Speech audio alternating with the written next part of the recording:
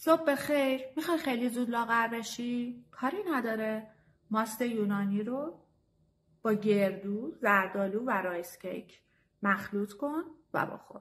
بهت قول میدم تا ظهر دیگه لب به هیچ هله هوله‌ای نزنی. همینطور پر انرژی و پر قدرت به کار و زندگیت میرسی. با من باش.